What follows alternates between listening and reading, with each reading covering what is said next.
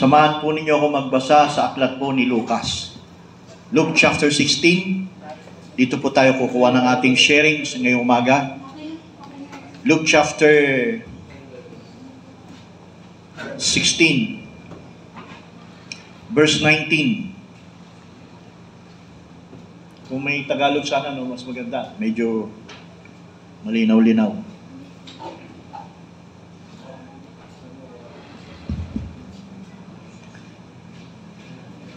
Okay, Luke chapter 16 verse 19. Yan na ba yan? Okay, mayroong isang taong mayaman at siya'y nagdaramit ng kulay ube at masaylang lino at sa araw-araw ay kumakain ng sagana. Verse 20. Angat. At ang pulubi na ang pangalay Lazaro, libos ng mga sugat, ay inilalagay sa kanyang pintuan at naghahangad na mapakain ng mga mumo na nangahuhulog mula sa tulang ng mayaman. Oo, at lumapit pati ang mga aso at inimura ng kanyang mga sugat. Sa verse, ano na yan? 22. At nangyari na namatay ang pulubi at siya'y dinala ng mga anghel sa sinapupunan ni Abraham at namatay naman ang mayaman at inilibing. Okay. So, ito po yung ibabahagi ko sa inyo mga kapatid. Ang patungkol dito sa dalawang karakter na ito na si the rich man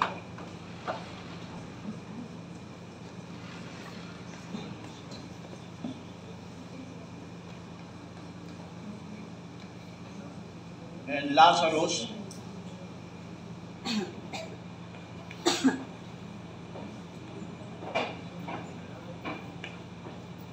Typology.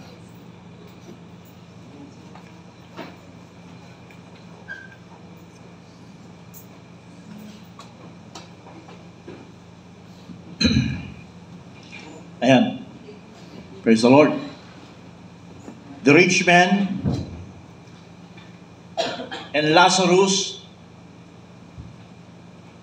typology.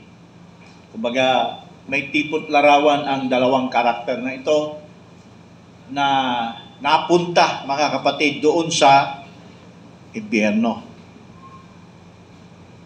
At meron mo magandang tipo ito. May magandang tipo ito sa atin. Kumbaga, naglalarawan ito sa kanilang kondisyon sa kalagayan din natin bilang iglesia ng Panginoon. So, kung magtatanong ako sa inyo mga kapatid, sa nabasa po natin from verse 19 up to verse 22, i-break down natin mga kapatid that the rich man, nakikita natin at saka itong rich man at saka si Lazarus ay believers po. So bago ako magpatuloy mga kapatid, nais ko unang batiin si Brother JP. PJ, sorry. Si Brother PJ. Medyo matagal na panahon na hindi natin siya nakapiling. Pero salamat sa umagang ito, nandito siya. At makikinig siya sa salita ng Panginoon. Welcome ka kapatid. At bawat isa, hindi naman meron pang ngayon lang. Bawat isa sa atin. Okay. Kung kayo tatanungin ko mga kapatid, tuloy tayo sa paksang ito. Kung kayo po ay tatanungin ko, itong dalawang karakter na ito, isang mayaman, isang mahirap, na napunta sa impyerno. At yung isa ang kondisyon, nasa paghihirap, yung mayaman. Yung isa naman, si Lazarus, nasa isang kondisyon na inaaliw siya ng presensya ng Diyos doon sa tinatawag na Abraham's bosom. Kung tatanungin ko kayo mga kapatid, anong dahilan at yung pong mayaman ay napunta doon sa impyerno at merong paghihirap? At yun namang si Lazarus ay inaaliw siya ng presensya ng Diyos. Pwede ba ako magtawag? Sister Jaya, yung mayaman, anong dahilan? Bakit siya nandun? Diretsong sagot lang. Diretsong sagot lang. Yes. Anong dahilan? Bakit siya nandun sa paghihirap? Sa kwento. Parang ginawa niya kasi yung mayaman. Inubos niya yung kayamanan niya. Yun na naging... Okay. Parang ginawa niya Diyos-Diyosan yung kayamanan niya. Okay. Ate She, wala siyang time sa Diyos. Brother, anong dahilan? Bakit yung mayaman nandoon? Wala siyang Diyos. Tanungin ko naman sila.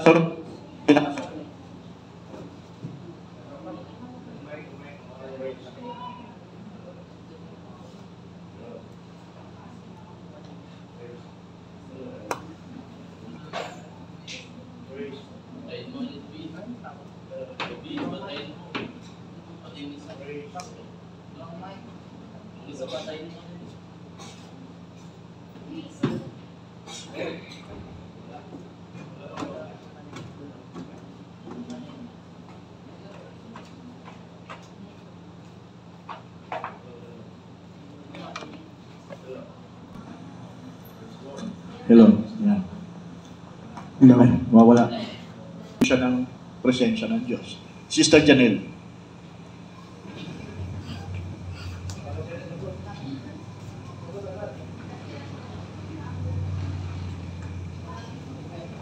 Ha? May time siya sa Diyos. Okay.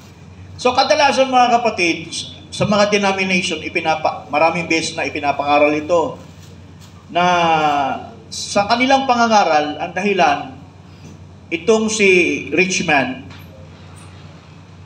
ay sa kanilang sa kanilang pangangaral, ay naging maramot kay Lazarus. Totoo ba yun?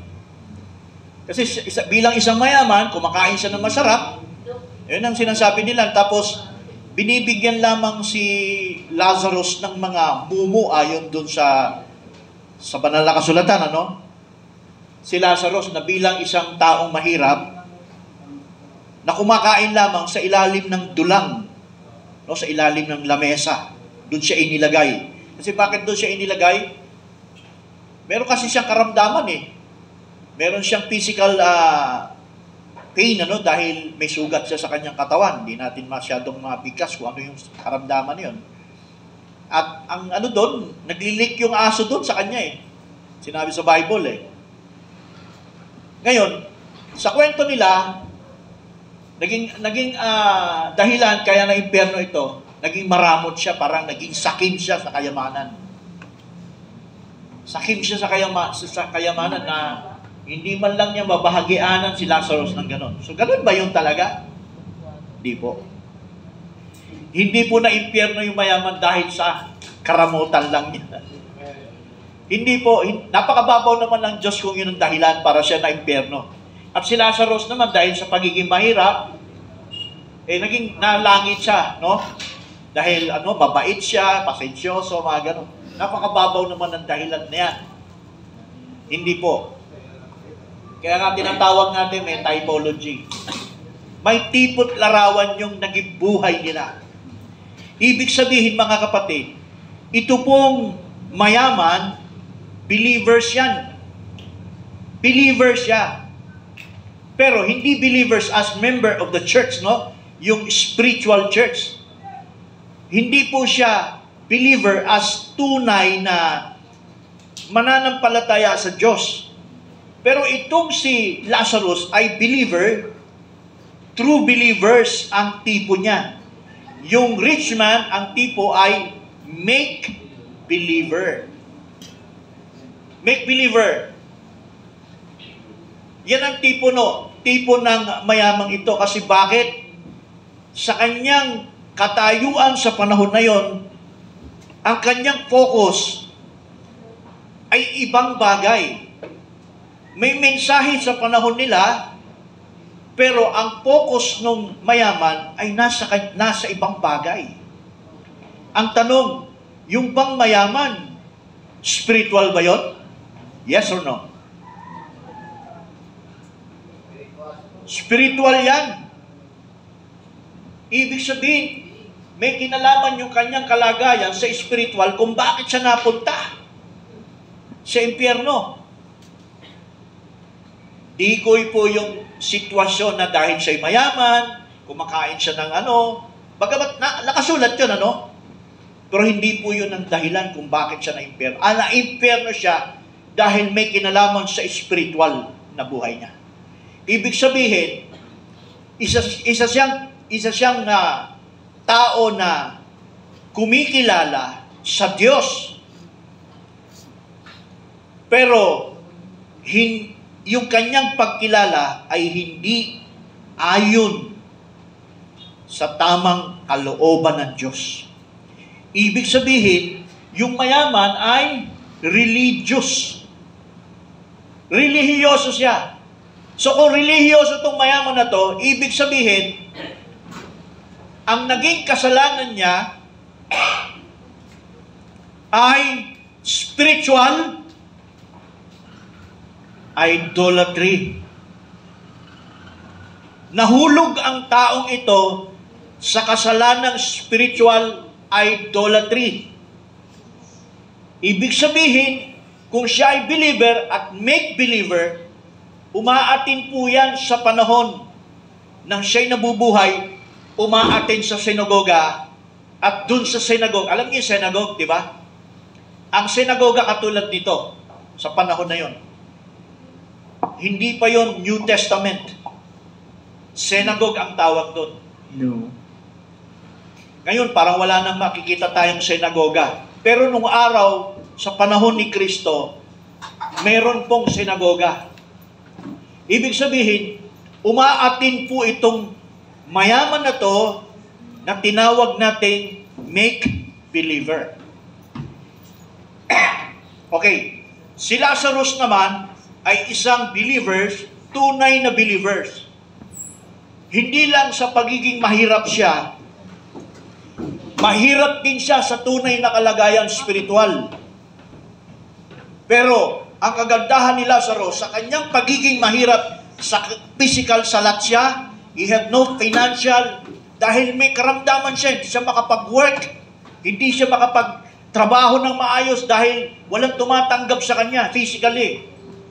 Kaya, naging buhay lang niya, nilalagay siya doon sa ilalim ng lamesa at nabubuhay lang siya sa pamamagitan ng binibigay ng mayaman sa kanya sa ilalim ng dulang. Pero, spiritually, siya ay tunay na believers. Siya ay isang mahirap, nagsimula isang mahirap na pananampalataya. Mahirap si Lazarus, physical, mahirap din siya spiritual sa pananampalataya. Nagsimula si Lazarus diyan. Kaya nga ang sabi ng Panginoong Hesukristo, mga kapatid, mapalad ang isang taong mahirap. Nabasa ba ninyo yun, mga kapatid? Mapalad pala ang isang taong mahirap. Mahirap ka, spiritual. Hindi pinag-uusapan kayamanang literal. Walang masama sa kayamanang literal kung ginamit na tama. Tulad sana sa mayaman, ginamit niya ng tama yon.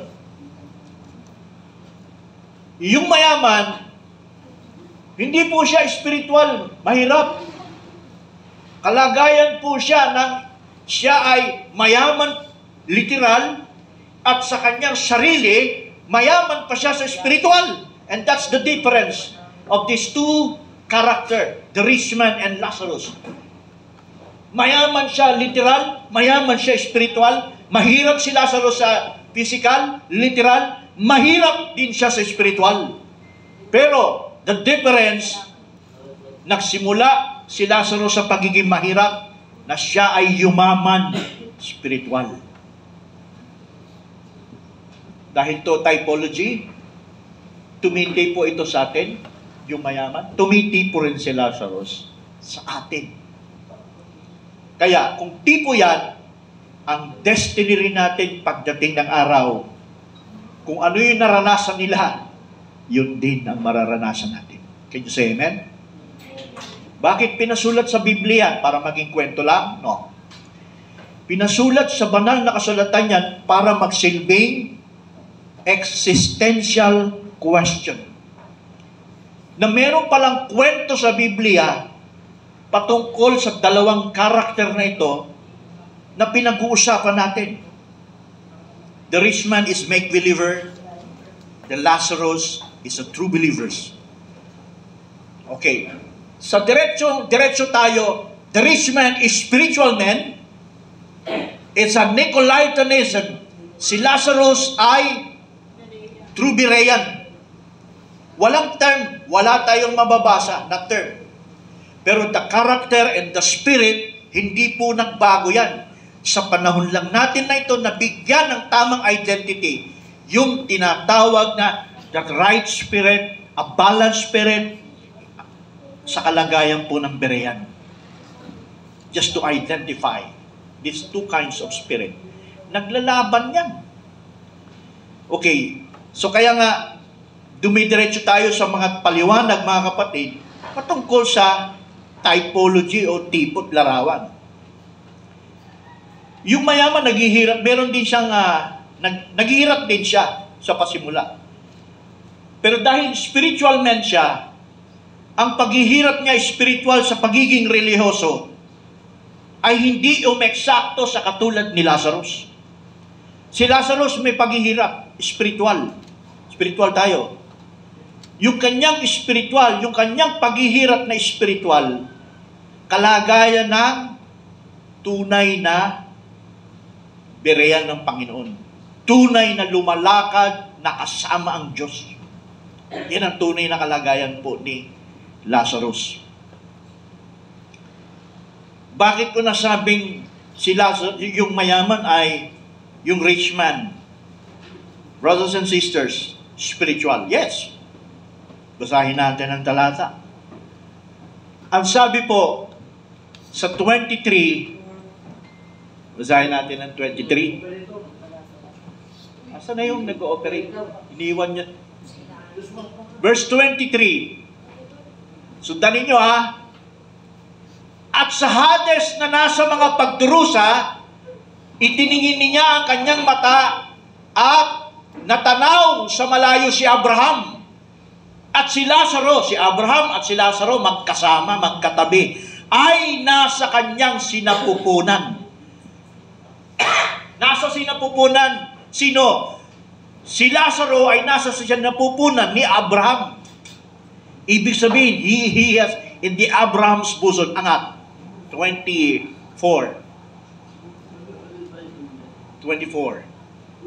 At siya'y sumigaw na sinabi, Amang Abraham, maawa ka sa akin at suguin mo si Lazaro upang itubog niya sa tubig ang dulo ng kanyang daliri at palamigin ang aking dila sapagkat naghihirap ako sa alab na ito. Verse 25, datapwat, baba na konti. Datapwat sinabi ni Abraham, anak, tinawag siyang anak, believer yan eh. Anak, alalahanin mo na ikaw ay tumanggap ng iyong mabubuting bagay sa iyong pamumuhay at si Lazaro ay sa gayunding paraan ay akyat. Masamang bagay, datapwat, ngayon ay inaaliw siya rin eh, at ikaw ay nasa kahirapan.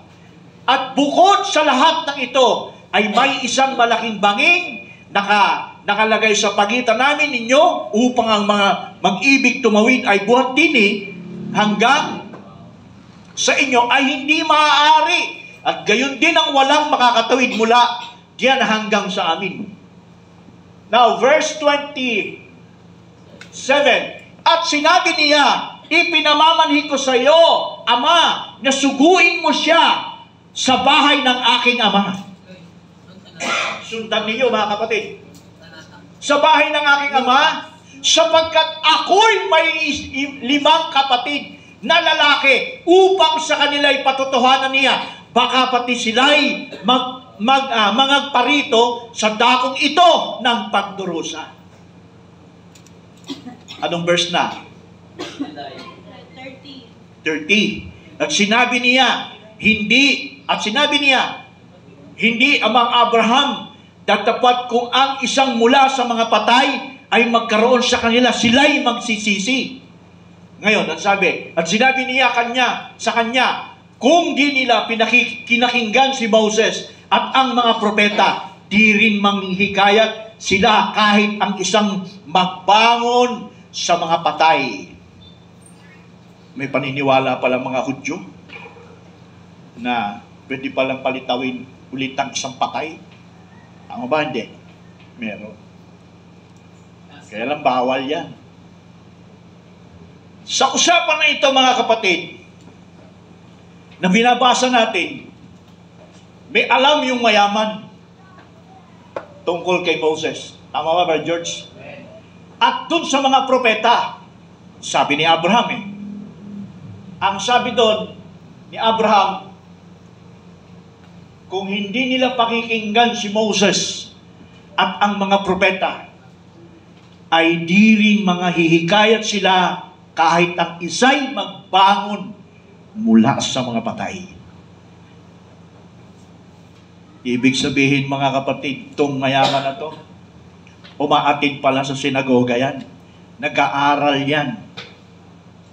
Pero yung kanyang kainitan ay hindi po tumama sa pamantayan ng Diyos. Hallelujah. Kasi bakit? May mensahe sa panahon nila. May mensahe sa time nila. Parehas din sa atin. Naniwala kayo? In every dispensation, in every manner, sabi ng Hebrew 1:1, God sent of prophets. May pinapadala ang Diyos bilang maging pamantayan ng kaligtasan ng tao. Yes. So, what will happen to this rich man? Bakit siya nandun? Ano ba ang naging ugali niya? Naging masama siya. Ano yung pagiging masama niya? Hindi yung nagiinom, hindi yung naglalasing. No. Relihiyosong tao yan. Ibig sabihin, sarado ang kanyang isip sa progresibong pahayag ng Diyos. That's Nicolaitan spirit. Nakakatakot pala yung spirito na yan kasi yung Nicolaitan spirit, yung taong mahulog sa spiritual idolatry. Alam niyo yung spiritual idolatry, no? That is the spirit of Nicolaitanism. Yun ang makakapagpatapon sa isang tao sa kalagayan ng tulad ng mayaman at nagdarahog siya ng paghihirap doon. Hallelujah. Kaya sabi ng mayaman, itong hiningi niya, doon sa gold pits na nasa gitna, natatanaw niya si Lazarus, katabi ni Abraham. At sabi, inaaliw siya ng anghel doon sa presensya ng Diyos. Ito maganda mga kapatid. Sinabi ng Biblia na si Lazarus, true believers, may pinagdaanan siya sa buhay ng paghihirap. Hindi lang paghihirap physical, pati spiritual. Dumaan siya ng paghihirap. Naglingkod ng tama si Lazarus na kung ano yung mensahe sa panahon niya ay kanyang tinatalima, sinusunod, ginagawa, ginagampanan ng abot ng kaya niyang gampanan sa kabila ng kanyang physical na kahirapan. Kung tayo kayo ganun, wala na. Sumakit nga lang yung paa sakit ang paa ko, di ako makapunta sa church. Hindi ako makaganito kasi, di ba? Si Lazarus sabi, yung mula buong katawan niya, no? Lumalapit yung aso, hinihimuran yung mga sugat niya. Hindi niya tinatabo yung aso. Hallelujah. Hindi niya binabato. Pero, naglilingkod si Lazarus sa kabila ng meron siyang matinding kahirapan. Hindi ba paghihirap yun? May dahilan ba ang Diyos na sunduin siya ng anghel? At sabi, dalhin sa presensya ng Diyos at inaaliw siya doon ng presensya ng Diyos. May dahilan. Kasi, yung paghihirap ni Lazarus, di natin alam kung gaano katagal, kumpara sa tatamahin niya sa eternal na buhay until eternity to eternity. Isipin niyo yan. Isipin natin yan. Meron pala tayong dapat pagtiising paghihirap sa mundong ito. Amen? So, kung yung tiniis ni Lazaro, hindi lang physical, kundi spiritual. Kaya sabi ni Jesucristo, related to, mapalad ang isang taong mahirap sapagkat siya'y, ang sabi, magmamana ng kaharian ng langit. Pakipost Matthew chapter 5, I think verse 3. Sabi ni Jesus Christ yan, mapalad ang isang taong mahirap sapagkat ikaw ay magmamana ng kaharian ng langit. Matthew chapter 5 verse 3.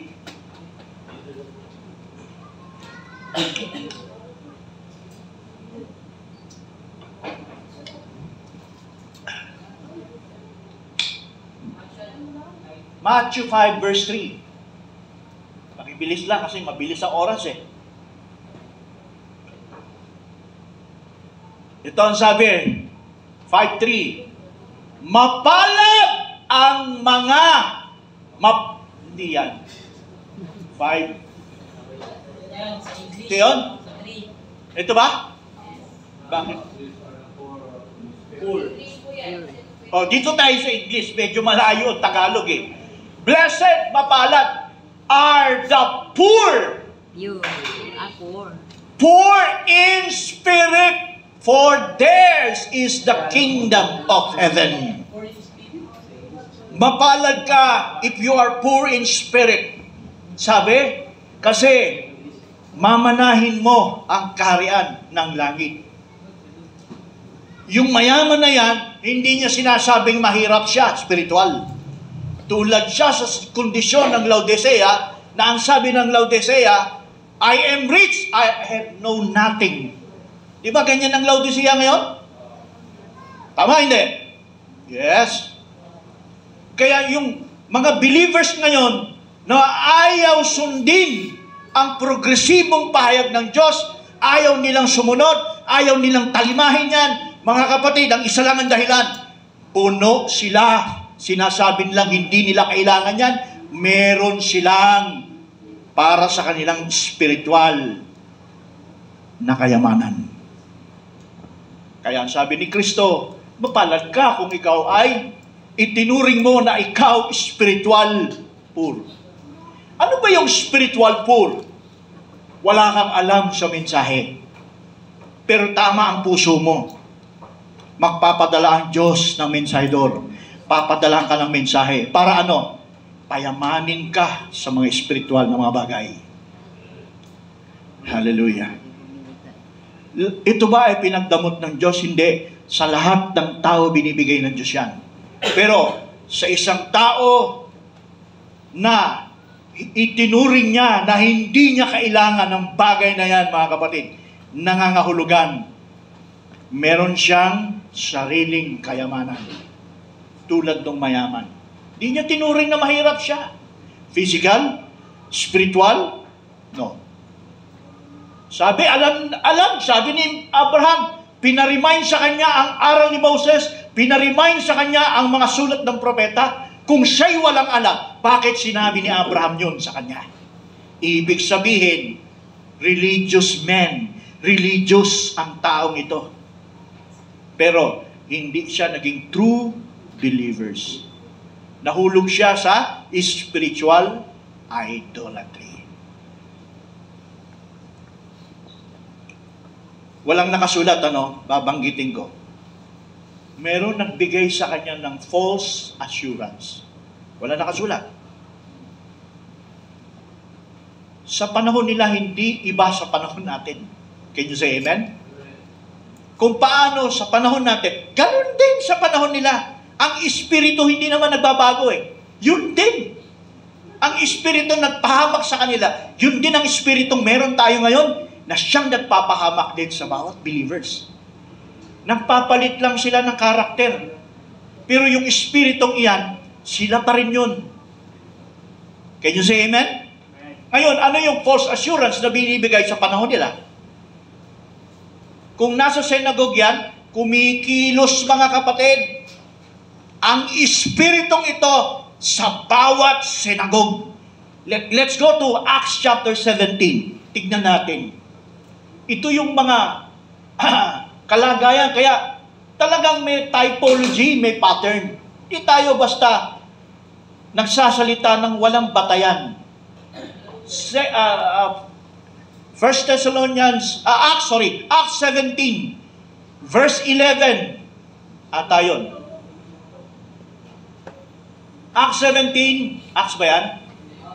Verse 11, ito. Basahin natin sa Tagalog, ha? Ngayon lalong maging mararangal, itong mga Berea tinawag na mararangal. Yan ang spirituality nila. Ang mga ito ay kaysa mga taga Thessalonica. Mararangal daw ang taga Berea. Sabi nga yun, mga ito, kay sa mga taga Thessalonica. Mga kapatid, comparison na yan. Ano raw ang sabi? Sapagkat tinanggap nila ang salita ng buong pagsisikap. Sino? Yung mga taga-Berean. Okay, akyat. At sinisiyasat. Yun ang ugali ng isang Berean. Nagsisiyasat at sabi, sinisiyasat at araw-araw ang kasulatan kung tunay nga ang bagay. Nagpapatunay sila ang karakter nila. Akyat. Kaya, saan yun? Kaya nga marami sa kanila ang mga akyat. Marami sa kanila ang mga nagsisampalataya, gayon din sa mga babaeng Grega na may mga kalagayang mahal at sa mga lalaki ay hindi kakaunti. Akyat. Datapwat ng maunawaan ng mga Hudyong taga-Thessalonica. Look! Hudyong mga taga-Thessalonica nasa, sinagoga to. Hudyong taga-Thessalonica na sa Berea ay ipinangangaral din ni Pablo ang salita ng Diyos at nagsiparoon din naman na ginugulo at binabagabag ang mga karamihan at nang magkagayoy ang dakay pinayaon ng mga kapatid si Pablo na pumaroon hanggang sa dagat at nangatira paroon si Silas at si Timoteo. These two kinds of spirit, sa panahon nila, naandun. Ano raw yung mga taga-Berea? Marangal. Ano raw daw yung mga taga-Thessalonica? Manggugulo. And that's the spirit of Nicolaitans. Relihiyoso ang mga Thessalonica. Pumunta sila sa mga taga-Berea, yung ginagawa ng taga-Berea, kinukot nila yung atensyon at nanggugulo at pinapalitan nila ng iba. Kaya itong mayaman na ito, same. Natangayan. Natangay siya sa espiritu ng false, tinatawag na false, nagbibigay ng false assurance. Ano yung false assurance na yan? Hindi mo na kailangan pang magsaliksik. Sumagpalataya ka lang. Tama na yan. Hindi mo na kailangan patunayan pa. Maniwala ka sa sarili mo. Hindi mo kailangan yung mga yan. May false assurance ba yun? Nakinig siya. Oo nga, no. May karapatan pala ako sa sarili. Ba't ako sunod ng sunod dyan? Bakit ako kailangan sumunod ng sumunod? Halimbawa, si Pablo. Bakit ako kailangan sumunod sa mga meron pala akong karapatan. Believer ba ang Thessalonica? Believers. Pero may pinoproject sila doon sa taga-Berea na another spirits. Ano yung pinoproject nitong mga Thessalonica? Alisin sa kanila yung ginagawa nilang tama. At nais nilang palitan ng iba. So, balik tayo doon sa mayaman. Nahikayat yung mayaman dyan. These two kinds of spirit is the same mula sa time na yun hanggang sa panahon natin ngayon. Kaya, Ang nangyari doon sa mayaman, hindi niya na-realize na siya yung mahirap.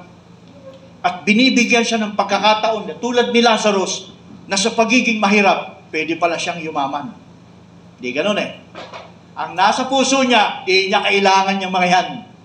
Sapat na tong meron ako. Tama din siya kalam. Pero kinonsider niya sa sarili niya na okay na ito. Daya yon. That is false assurance. Yan ang nagpapahamak sa bawat believers. Hallelujah. Hindi siya, ang mayamang ito, hindi siya naging maingat sa kanyang pakikinig, sa kanyang pagdidesisyon. Hallelujah.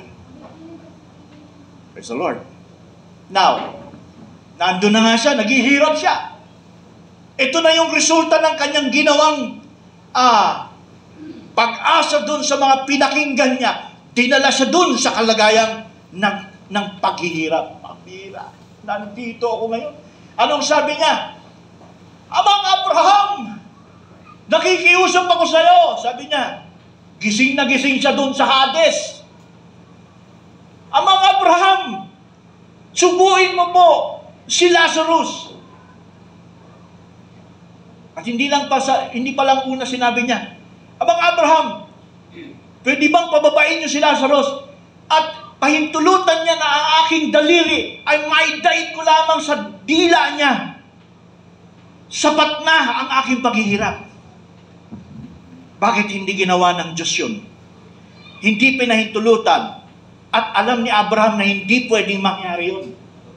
Ang sabi ni Abraham, ikaw nandyan, kami nandito, ikaw nandyan. Hindi na pwedeng magbago. It's destiny. Kung ngayon naghihirap ka dyan, rich man, si Lazaro ay nandun sa paraiso ng Diyos, it cannot be changed. Hindi na pwedeng baguhin. Ang sabi na lang na mayaman, kung hingi siya ng kaunting pabor, yung lang dulok ng daliri ko, may date ko lang dun sa kanyang dila. Alam mo kung ano yung ibig sabihin yan? Hallelujah! Kung maisip natin yan, mga kapatid, na kapag ang tao napunta sa impyerno, mga kapatid, hallelujah, pag wala siyang presensya ng Diyos ngayon at napunta siya doon sa impyerno, hallelujah, ang presensya ng Diyos ay nagsisilbing tubig ng kapahingahan sa buhay ng spiritual ng tao. Ano yung paghihirap? Literal na apoy? No. Hindi literal na apoy yun. Ano yun? Hallelujah! Wala siyang maramdamang presensyang tulad na inaaliw kay Lazarus. Hallelujah! Alam nung mayaman, may nawala sa kanya. At dun sa impyerno, ni katiting lang pakiusap niya, kahit konti lang, makaramdam naman ako ng konting kapahingahan sa hirap na nararanasan ko. Sarili niya yun, ha? Ngayon, dahil na naranasan niya yung hirap, anong sabi niya? Ayaw ko, meron akong 5 kapatid na sana huwag silang mapunta sa ganitong kalagayan. Anong sabi ni Abraham? Nandun si Moses, andun ang mga propeta. Anong ibig sabihin?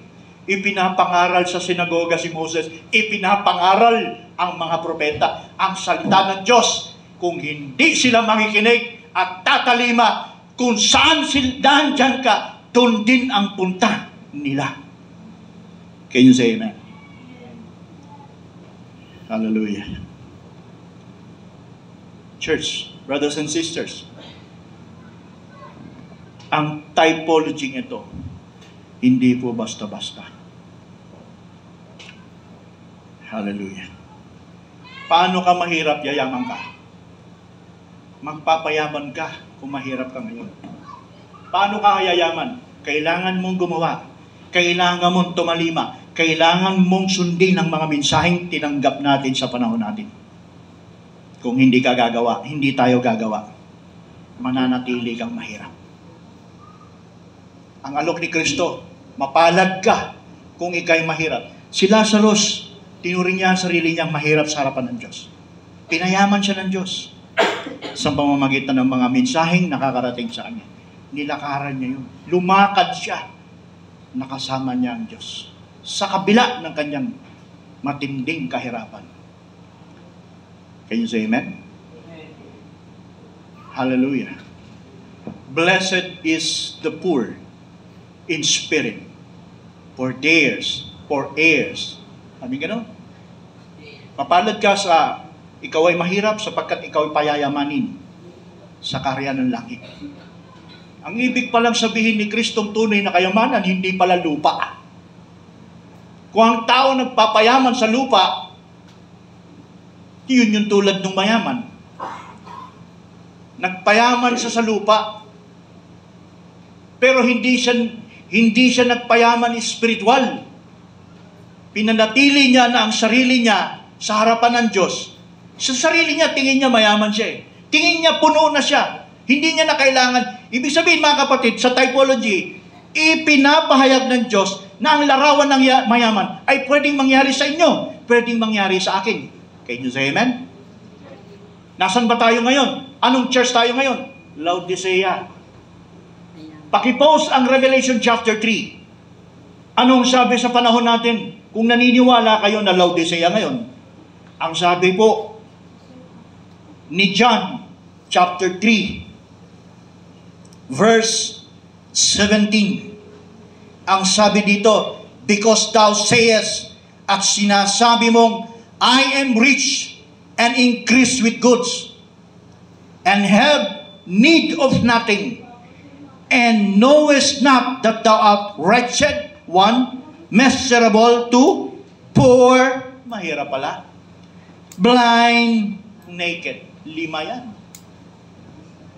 Yan ay kalagayan natin ngayon mismo sa Laodicea.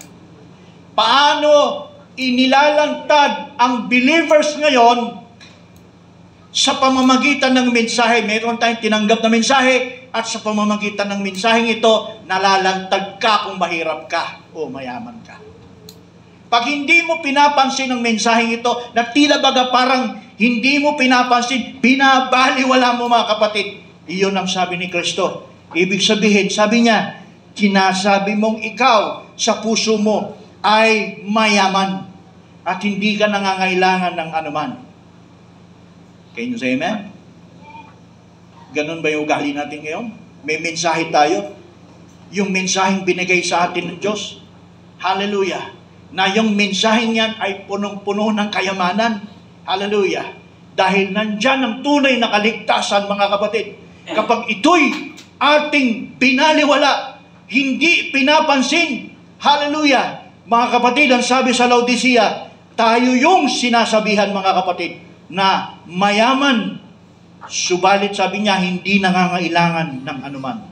At sabi niya, ni Kristo, sinasabi niya sa iglesia ng itong Laodicea, hindi lang itong church natin na buong Laodicean ng kapanahunan. Hindi ko sinasabing ito lang. Buong kapanahunan yan.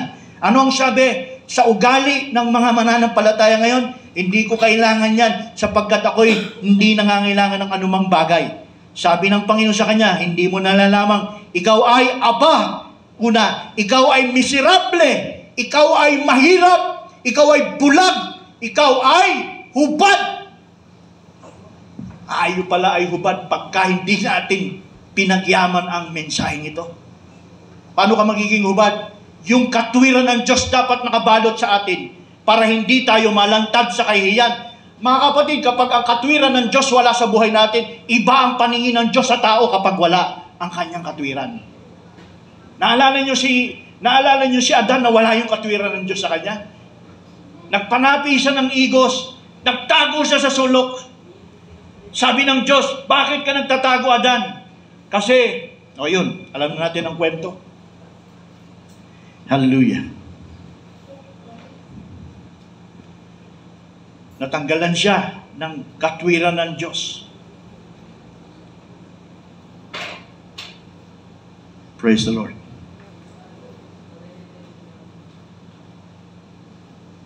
Can you say amen? Sundan niyo mga kapatid.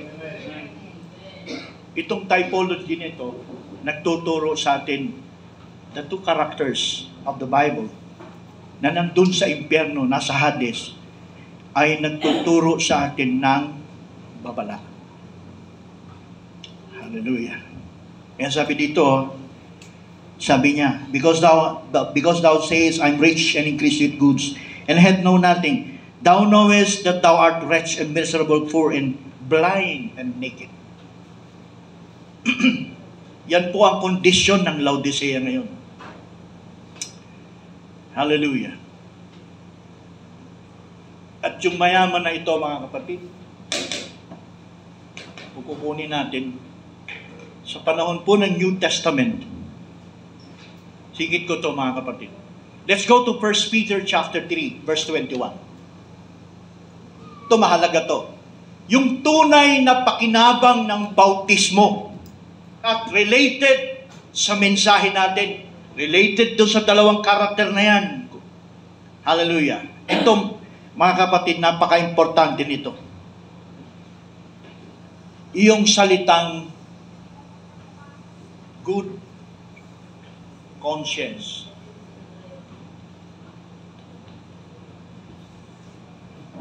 Sa Tagalog ng good conscience, mabuting budhi.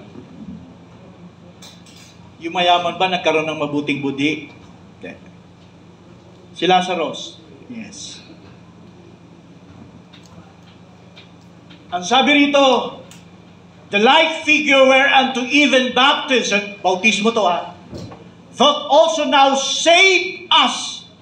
Nakakapagligtas pala. Sabi, not the putting away of the filth of the flesh, but the answer of a good conscience.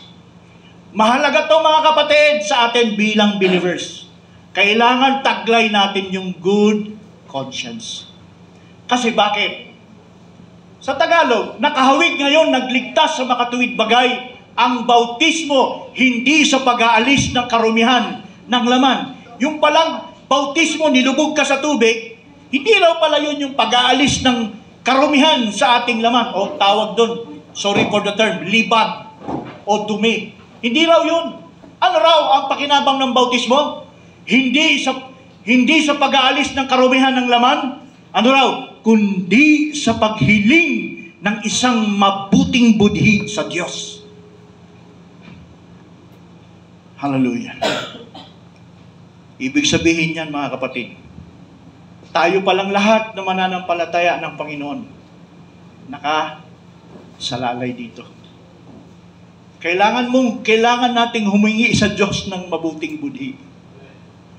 At para magkaroon lang tayo ng mabuting budhi, nakabase sa mensaheng pinadala sa atin. Hallelujah.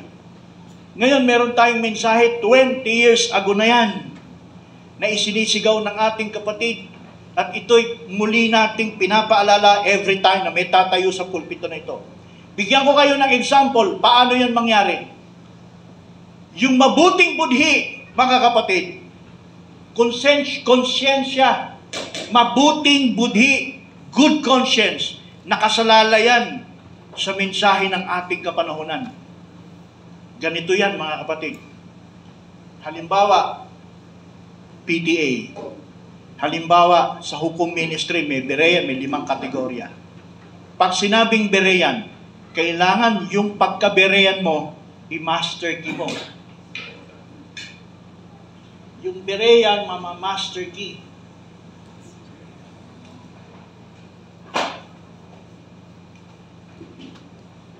Hindi lang basta key, keys. Magiging master key ng ano? Ng mga susi. Berean pa lang yan. Lapit natin. LCM, PTA. Ba, tumitindi yan sa good conscience. Pag dito pinag-usapan natin, mga kapatid, matindi yan. Paano natin ilalarawan, humingi ka sa Diyos ng mabuting budhi? May binigay na mensahe. May sitwasyon ka ngayon. May pangyayari sa buhay mo ngayon. Hindi lang sa personal mo, pamilya mo. Ngayon, itong nagaganap na kalagayan sa buhay natin, para magkaroon ka ng good conscience, kailangan tanggapin mo yung mensahe dyan. Kailangan tanggapin mo yung instruction. Kapag inutos yung instruction, ganito ang gawin mo sa problema ng iyong mga anak. Ibinababa, hindi ba? Yung instruction.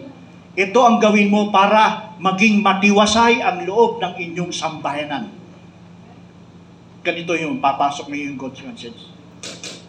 Pag sinunod natin yung mensahe, tinalima natin yung mensahe, kahit mahirap sa ating kalooban, pero dahil yan ang mensahe, hihingi ka ng mabuting budhi sa Diyos. Pag sinunod mo yung kanyang utos, anong mangyayari? Sasagutin niya yung solusyon ng problema mo.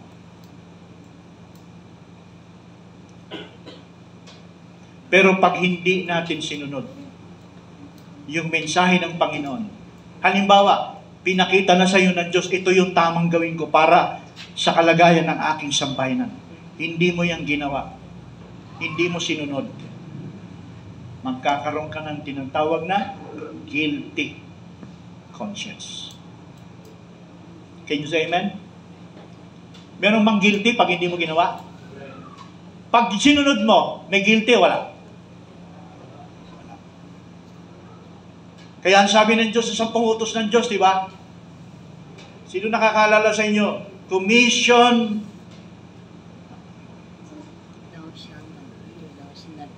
Commandment by commission. Sin of omission. Naalala niyan? Taas kamay, sino nakakaalala? Wala. Nako. Ano nangyari? Tinuka na ng ibon. Ang tagal ng sinabi yan, di ba? Ulitin ko, commandment. Sa 10 commandments, sabi ng Diyos, thou shalt not. Sabi ng Diyos, commandment of commission. Utos ng Diyos yan. Kailangan gawin. Ano raw? Love your God, love your soul, love your God with all your heart, without etc. Blah, blah, blah. That is commission. That is command of commission. Utos yun eh.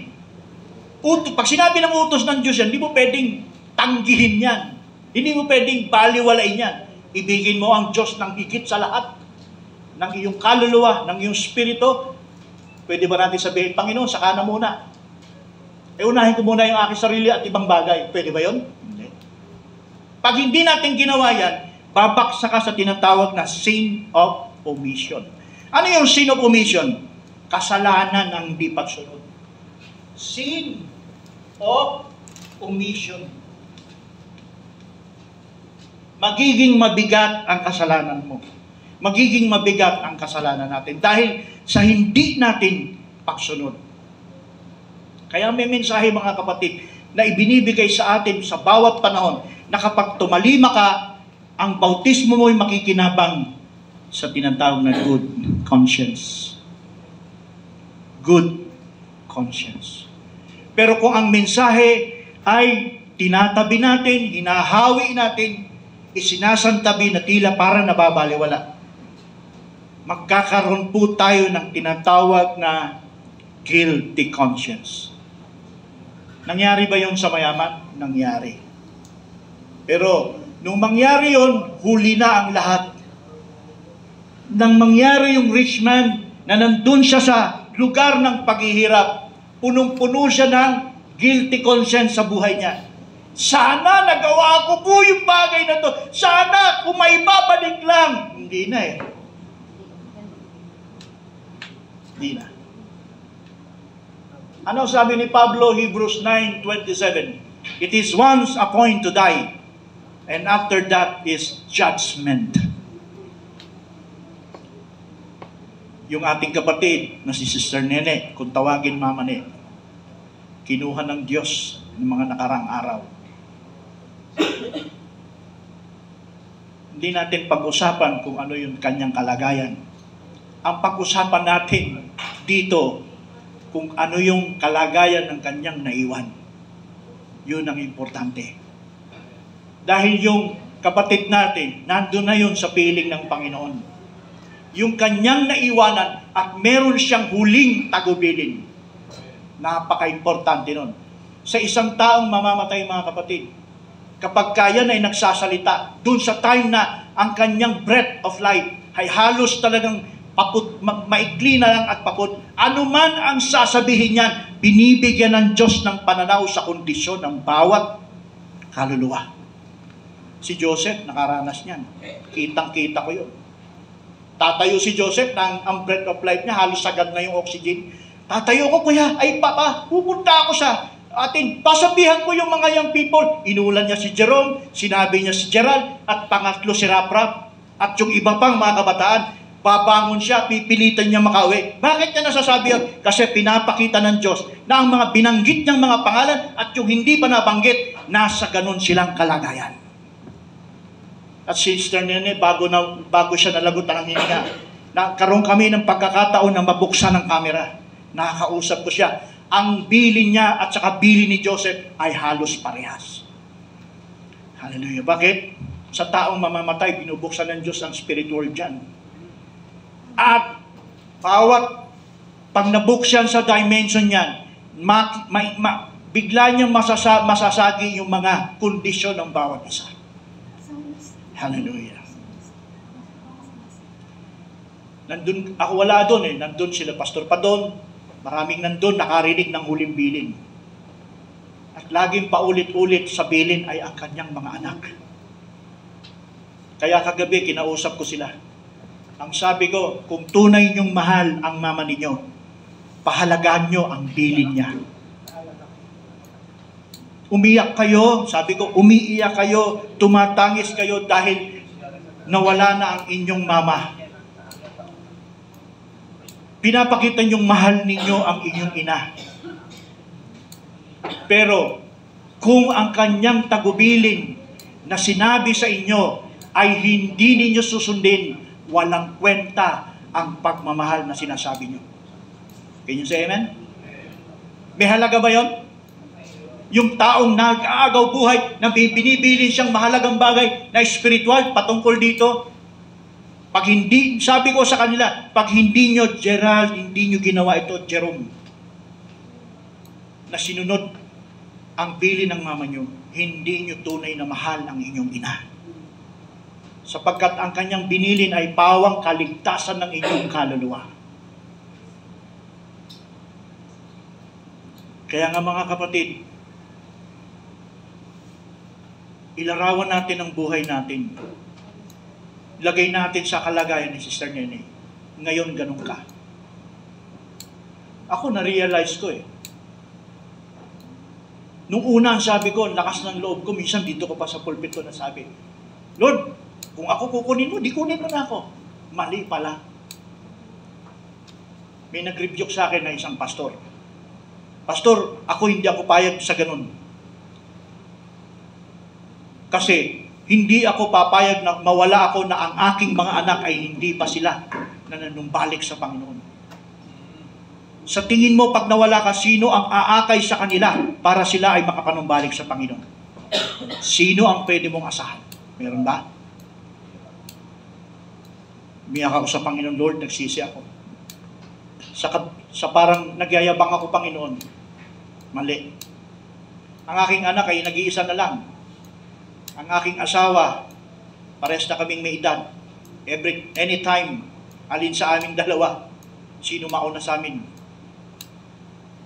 Mga kapatid, nung si Sister Nene nasa ganung kalagayan, nang malagutan siya ng hininga, natakot ako mga kapatid. Hindi lang tayo natatakot dahil sa kamatayan. Sinabi ko sa ating kapatid, tinawag ko agad yun. Anong kondisyon? Sabi niya sa akin, natakot ka ba? Oo, natakot ako. Ang tanong niya sa akin, saan ka natakot? Sa kamatayan? Sabi ko, isa yan. Ano pa? Sa kalagayan ng aking anak. Tama. Dahil ang anak mo, si Joanna, in danger yan. Nakikita nyo lang si Joanna na ganyan. Bakit? Nasa loob pa namin yan. Na parang nakakulong lang yan. Pero kung hindi yan mapupulido sa training na ibinibigay sa atin ng Diyos, mga kapatid, na sundin namin ang mga bagay na hinihiling namin sa mabuting budhi. Hallelujah! May instruction na kapag yung mabuting budhi ay sinunod ko para sa Kanya, hindi ko kinokontra yan, mga kapatid, magtatamo ako ng mabuting budhi.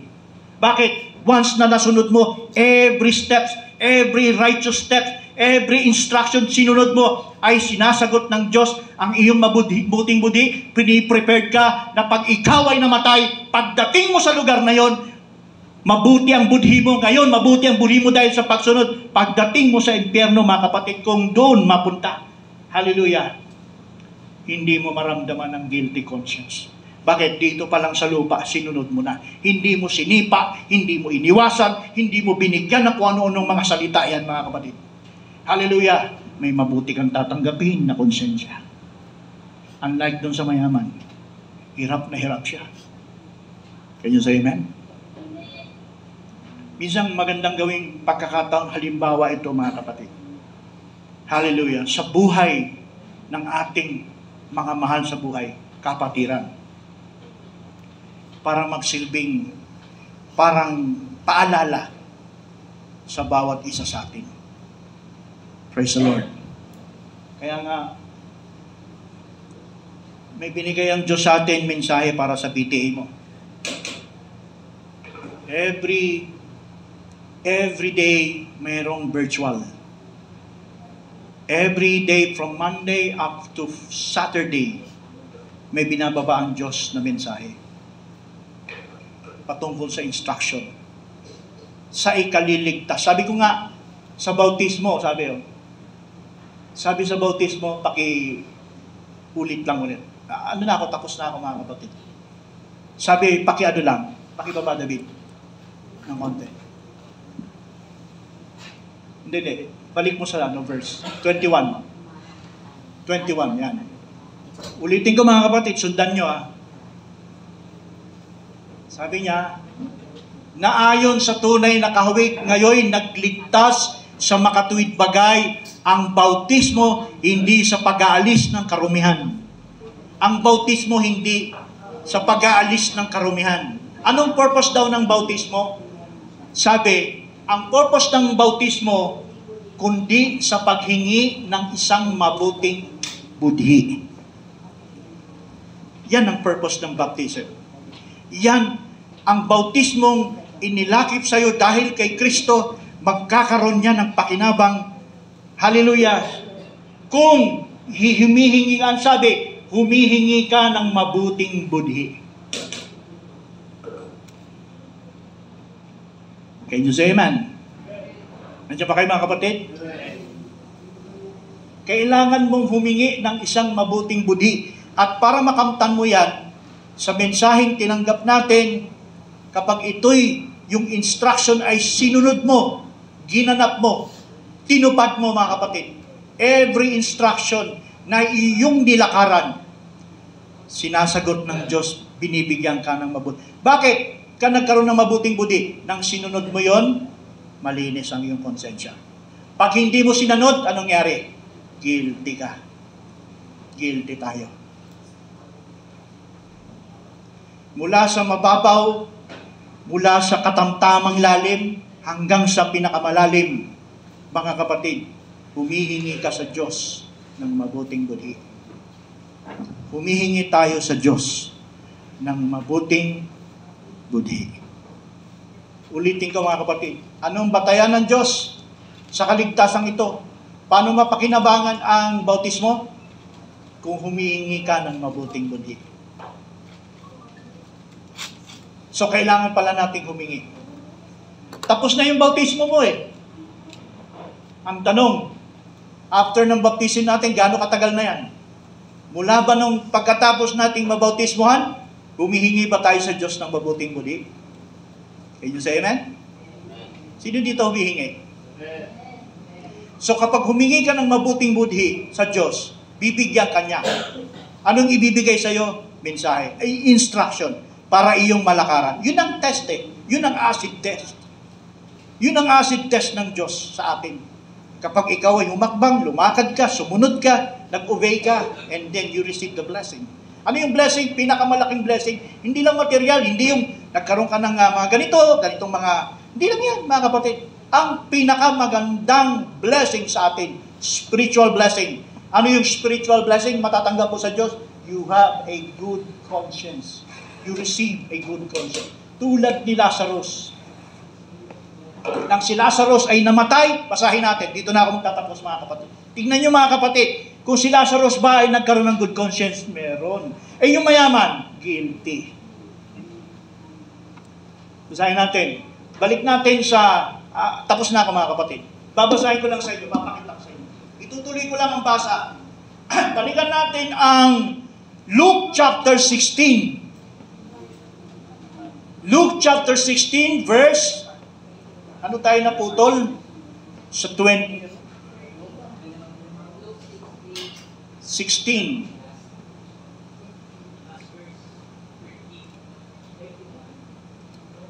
At sinabi niya sa kanya, kung di nila pinakikinggan si Moses at ang mga propeta, ay di rin mga hihikayat sila kahit ang isa'y magbangon sa mga patay, kahit si Lazarus pa yan. Sabi niya, magbangon sa mga patay. Ibig sabihin, kung hindi sila susunod sa mensahe, sa instruction na binigay sa panahon nila, sabi diyan, doon din ang punta nila. Tama ba, George? Saan yung doon din ang punta nila? Anong version? Baba mo.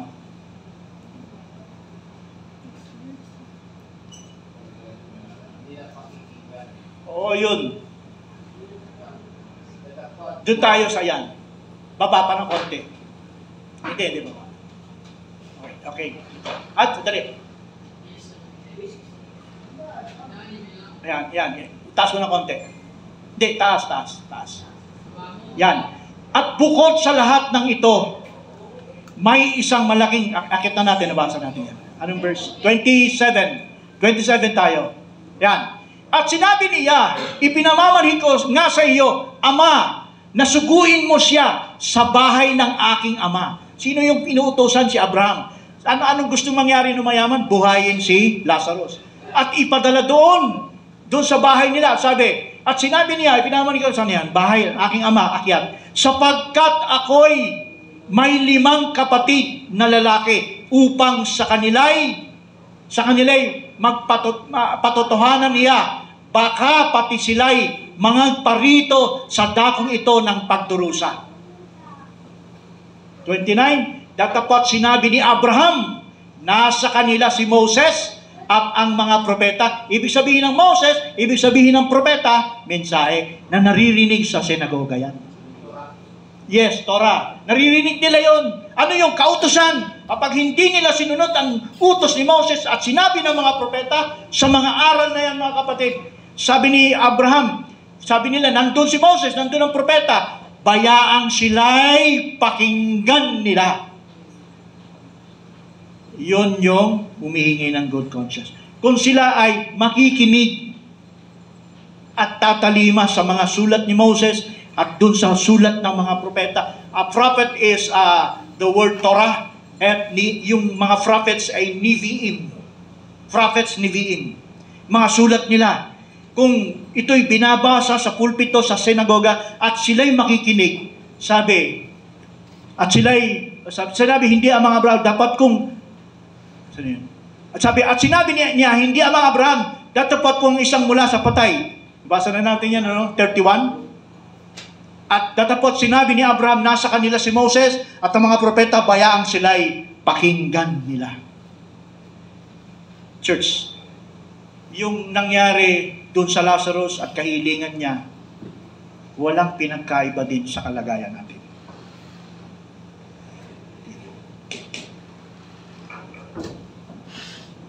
Hallelujah. Kaya kapag ang mensahe ng Panginoon na binigay sa atin, mga kapatid, ay atin pong isinantabi, o kaya tila baga parang hindi natin masyadong binibigyan ng halaga. Walang ibang dahilan ng Diyos para magkaroon ka ng mabuting budi, ay dahil lamang sa mensahe, sa pagsunod ng mensahe. Kahit sa ang dispensasyon, di nagbago to. Kaya nga sabi ko kanina, sa time po ng nung mayaman, nung siya'y buhay, nakahagip siya ng false assurance. Sabi ko nga kanina, hindi nyo mababasa. But if you read between the lines, sabi ko nga, ang mayamang yun, hindi Hindi siya tulad sa nakikita natin sa sanlibutan. Spiritual na tao yan. Relihiyosong tao yan. Pero ano yung kulang niya? Hindi niya ito hiningi. Hindi niya nakamtan to. Kaya finally, nung siya'y namatay, ang sabi sa Bible, sa verse 19, 20, 21, 19, 20, and 21, namatay yung si Lazarus, namatay yung mayaman, namatay si Lazarus. Tingnan niyo ang believers. Si Lazarus ay believers. Yes or no? Yes. Nung siya'y namatay, anong sabi ng Bible? Naalala niyo? Hindi niyo naalala? Nung siya'y namatay, sinundo siya ng anghel. At inaaliw siya ng presensya ng Diyos. Nung mamatay naman yung mayaman, saan daw sabi? At namatay ang mayaman sa paghihirap. So, yung mayaman na naghihirap, kasi wala siyang mabuting budhi. Kapag ka hindi pala nakamtan natin yung panahon ito ng mabuting budhi mo nakuha yan at namatay ka. Kung ano yung naranasan ng mayaman. Tayo, kasama ako doon. Kung hindi ako nakatanggap ngayon na buhay tayo dahil sa utos ng Diyos, pag namatay tayo, namatay ako, namatay kayo, hindi nyo nakamtan ang mabuting budhi. Pagdating doon mga kapatid sa impyerno, wala ka mararamdaman ni katiting na presensya na tulad na hinihingi nung mayaman. I-date mo lang. I-date mo lang ba sapat yun? Hindi. Kaya hindi siya pinagbigyan ni Abraham. Kasi bakit ang hinihingi niya yung katighawan, ang hirap na nararanasan niya. And lastly mga kapatid, gaano katindi kapag wala kang good conscience sa impyerno? Alam niyo sa impyerno walang literal na apoy. Brother George, anong sabi ni Kristo doon? Meron daw doon? Ano yun? May uod na di. Namamatay. Tanong, literal bang may uod para sa impyerno? May uod, di ba? Pero yan ba ay literal na uod? O may kinalaman dito? Ano yung uod? Yun ang konsyensya ng mayaman na ang sabi niya, sayang kung maibabalik ko lang panahon para gawin kong bagay na sinunod ko sana. Yun ang konsyensya. Yes. Mensahe yun eh. Hindi niya tinalima. Nagkaroon siya ng ibang mensahe sa buhay niya. Hindi niya tinanggap yung message of the hour sa panahon niya. Ano nangyari? Dapat mabigyan siya ng mabuting budhi. Kaso hindi niya natanggap. Kaya pagbaba niya doon, guilty conscience siya. So ano yung guilty conscience? Yun ang uod. Nagpapahirap sa kanya araw at gabi. At ano pa yun? Tama sabi ni Brother George, yun ay salita ng Diyos na kanilang binaliwala. Na isa sa pinakamatindi sa salita ng Diyos, sabi, kung hindi ka naligtas, tatapon ka dun sa dagat-dagatang apoy. Isipin nyo, yung nararamdaman niya, walang literal na apoy. Pero matinding konsyensya. Nahihirapan na siya. Paano pa kaya yung dagat-dagatang apoy? Alam nung mayaman yun. Mahirap hindi. Mahirap. Kaya, mga kapatid, hindi ko minensahe ito para manakit ng kahit sino. Ang mensaheng ito para sa lahat, kasama ako dito. Kasama ako dito. Kaya sa panahon nito mga kapatid, mahalagang makamtan natin ang mabuting budhi sa panahon nato. Bago man lang tayo pumanaw sa mundong ito. Hallelujah. Amen? Can you say amen? Amen. Yan ang pinakamaganda na regalo sa atin ng Diyos. Na kung ngayon ay mahirap ka, abay, magpayaman ka na sa karya ng Diyos. Sabi ni Kristo yan, mapalad ang isang taong mahirap sa kalagayang spirito, sapagkat siya'y payayamanin ng Diyos. Wag nating ilagay sa puso natin na ako'y mayaman na ngayon. At hindi na ako nangangailangan ng anuman. Attitude yan, mga kapatid. Attitude yan sa panahon natin ngayon, na may mensahe, kapag hindi tinatalima, hindi sinusunod, ibig sabihin, meron kang kayamanang sariling meron ka. Katwiran din yun eh. Alam mo ba yung mundo may katwiran din? Ang Diyos may katwiran. Ang mundo meron din katwiran. Hallelujah. Can you say amen? Can you say praise the Lord? Praise the Lord. Sabihin nga natin hallelujah. Hallelujah. O palakpakan natin ang Panginoon, mga kapatid. Hallelujah. Yuko natin ang ating ulo.